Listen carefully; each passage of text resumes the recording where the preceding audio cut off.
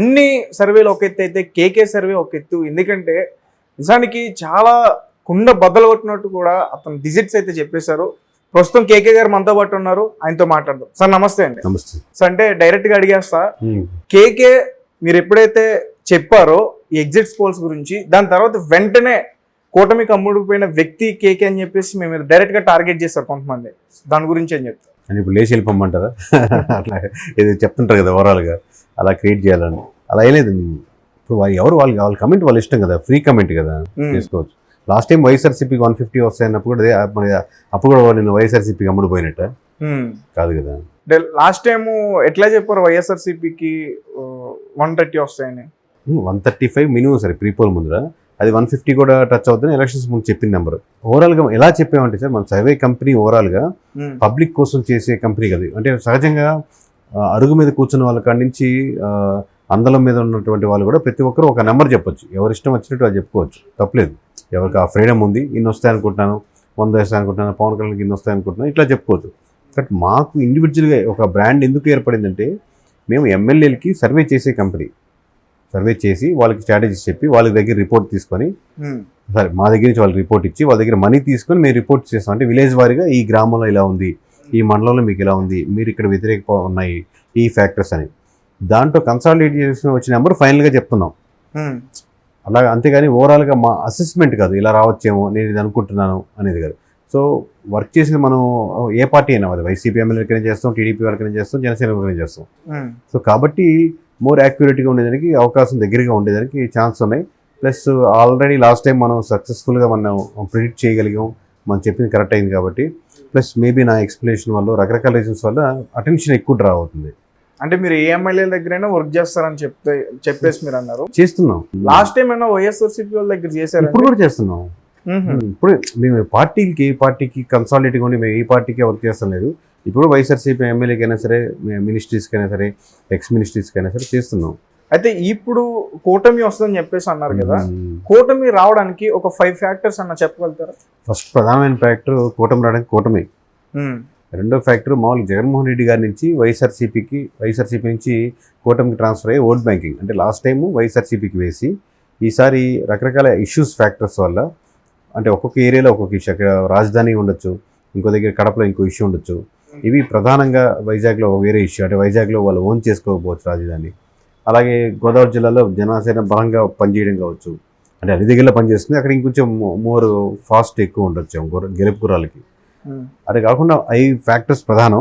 ఇవి కాకుండా జగన్మోహన్ రెడ్డి గారి నుంచి రోడ్ల సమస్య కావచ్చు, లిక్కర్ సమస్య కావచ్చు, ఎంప్లాయ్మెంట్ ఇష్యూస్ కావచ్చు, గంజాయి ఫ్యాక్టర్ కావచ్చు, లేదా పోలీస్ శాఖలో ఇంకా పెండింగ్ ఉన్నట్టే కావచ్చు, లేదా ఎంప్లాయీస్లో వ్యతిరేకత కావచ్చు, లేదా అన్ఎంప్లాయ్మెంట్ జాబ్ కోసం ప్రయత్నించే వాళ్ళు మీలాంటి వాళ్ళలో, మీ ఏజ్ గ్రూపుల్లో ఏదో ప్రిపేర్ అవుతూ ఉంటారు కానీ నోటిఫికేషన్ పడలేదని కావచ్చు, వీళ్ళు ప్రభావితం చేయడం కావచ్చు.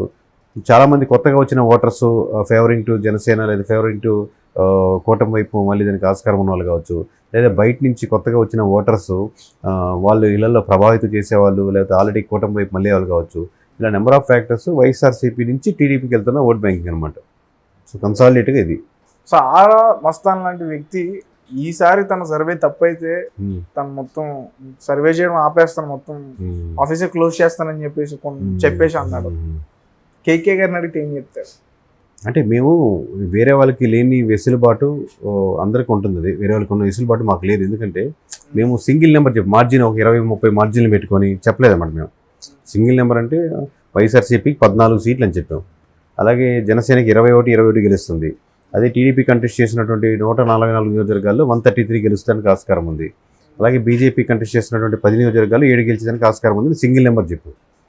ఒక ప్లస్ ఆర్ మైనస్ మేము చెప్పి దాంట్లో రావడం కదా, మేము చెప్పిన నెంబర్కి అటు ఇటుకి వచ్చేదానికి ఆస్కారం ఉండొచ్చు, రావచ్చు కూడా.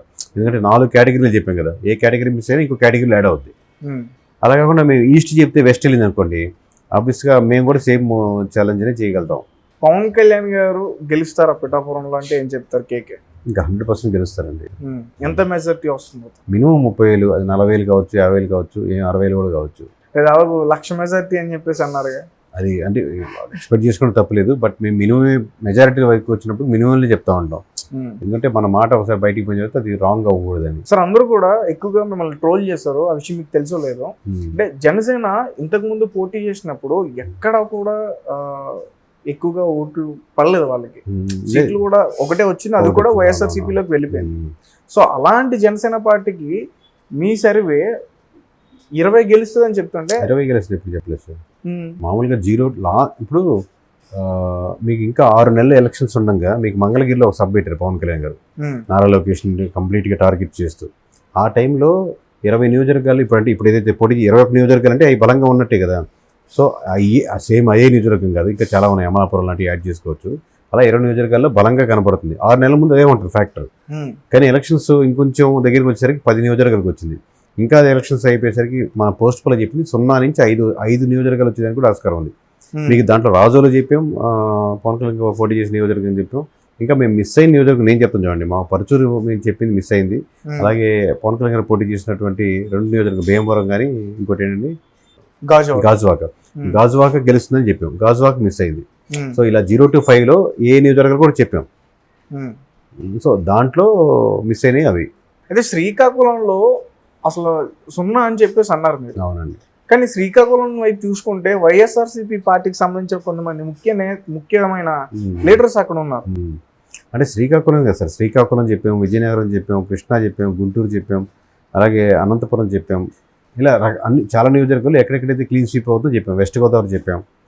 సో ఈ ఫ్యాక్టర్స్ ఏంటంటే అక్కడ కూడా ముఖ్య నేతలు ఉన్నారు, ప్రతి జిల్లాలో ముఖ్య నేతలు ఉన్నారు. ప్రతి ఎమ్మెల్యేకి తనగా ముఖ్య నేతే, ఉమ్, నాకంటే అతను ముఖ్య నేత తనకి ఎవరైనా గెలవాలనుకుంటారు. కానీ మీ ఫ్యాక్టర్స్ ఓవరాల్గా 15% ఓట్ బ్యాంకింగ్ డిఫరెన్స్గా వెళ్ళిపోతున్నప్పుడు ముఖ్య నేత ప్రాముఖ్య నేత అనేది ఏముండదండి, మామూలుగా ఓడిపోవడం చెప్తే ఇంకేముండదు. సో కూటమి గెలవడానికి బలమైన రీజన్ అడిగితే కేకే గారు చెప్పగలుగుతారా? కూటమి అని చెప్పాను కదా ఇందాక, కూటమి గెలవడానికి కూటమే ప్రధానమైన కారణం, బలమైన అన్నారు కాబట్టి. అంటే ప్రజల్లో ఇప్పుడున్న వైఎస్ఆర్సీపీ పార్టీ మీద వ్యతిరేకతతో కాదు, ఆ వ్యతిరేక ఓటు కూడా యాడ్ అవుతుంది. ప్రధానం అన్నారంటే నెక్స్ట్ లెవెల్ పక్కన పెడతాం కదా, ఇది ప్రధానమైన అనేది కూటమి. సో ఎప్పటి నుంచి చేస్తున్నారు సార్? ఎట్లా అంటే ఈ అసలు కేకే గారు ఎప్పుడు స్టార్ట్ చేశారు ఇట్లా?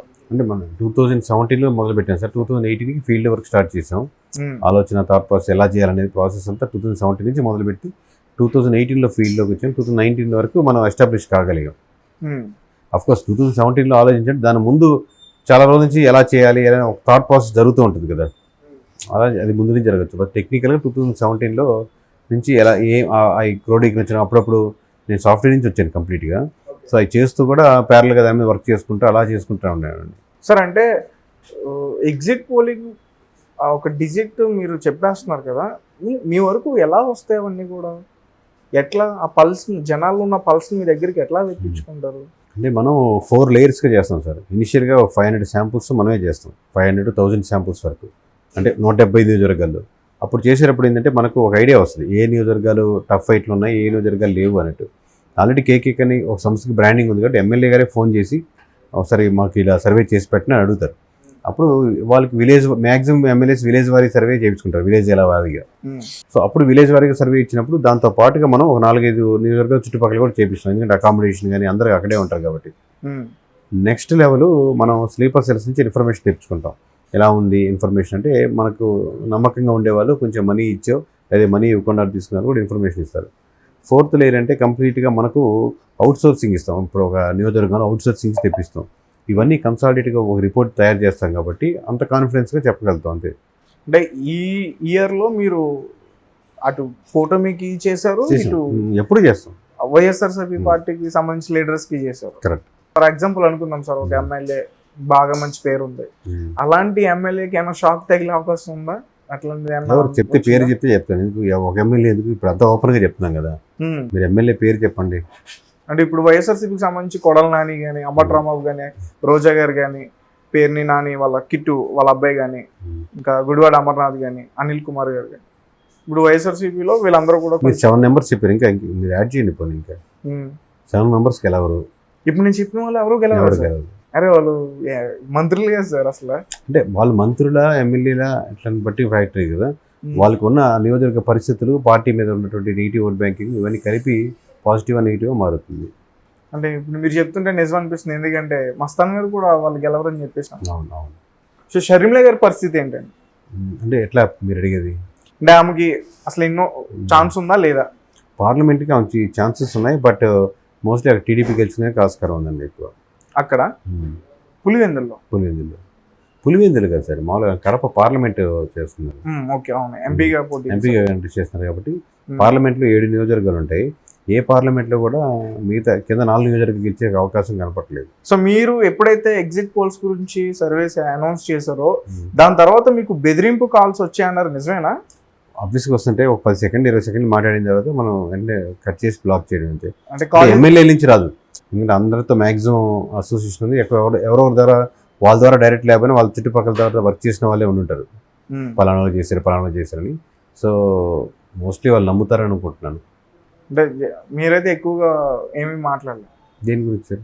నేనేం మాట్లాడు, వాళ్ళు తిట్టుకుని వాళ్ళ నోరు నొప్పి కదా, మనం ఎమోషనల్గా వాళ్ళు కనెక్ట్ అవుతాం. మనం ఎందుకు రిప్లై ఇస్తే మన టైం వేస్ట్, ఓకే మనకు చాలా పనులు ఉన్నాయి కదా. వాళ్ళ మీ మీద సర్వే వచ్చిన తర్వాత టీడీపీ ఆఫీస్ నుంచి మీకు కాల్ వచ్చింది, నిజమేనా? ముఖ్య నేతలతో మీరు కలిసారు అన్న ఇద్దరు ముఖ్య నేతలు కలిసేదే ఉండదు.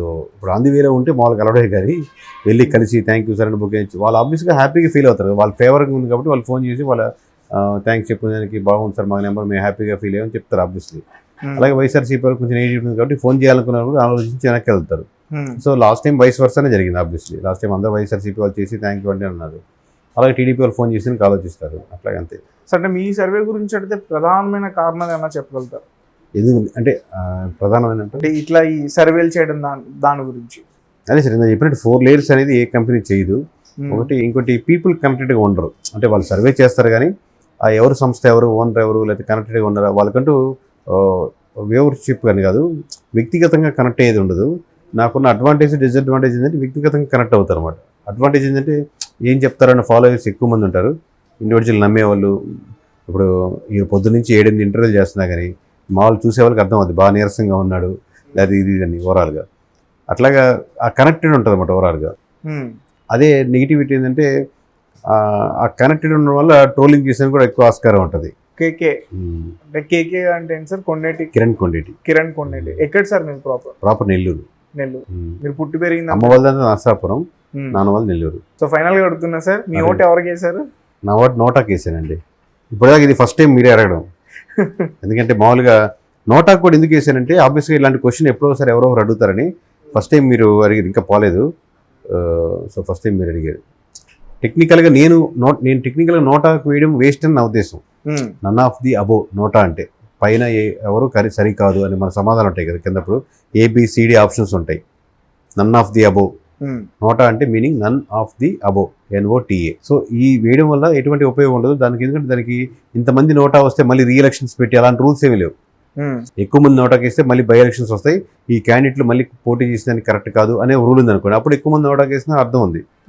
సో ఉన్న క్యాండిడేట్లో 11 లాస్ట్ ఇండిపెండెంట్ ఎవరైనా ఉంటే బెటర్గా చేసుకునే అడ్వాంటేజ్. బట్ నా పరిస్థితి వేరు కాబట్టి ఒక పార్టీకి నేను ఏ సైడ్ తీసుకునే ఆస్కారం ఇండివిజువల్ లేదు కాబట్టి, ప్లస్ నేను అడిగిన దానికి అబద్ధం చెప్పను కాబట్టి సో నేను నోటాకి వేయాల్సి వచ్చింది.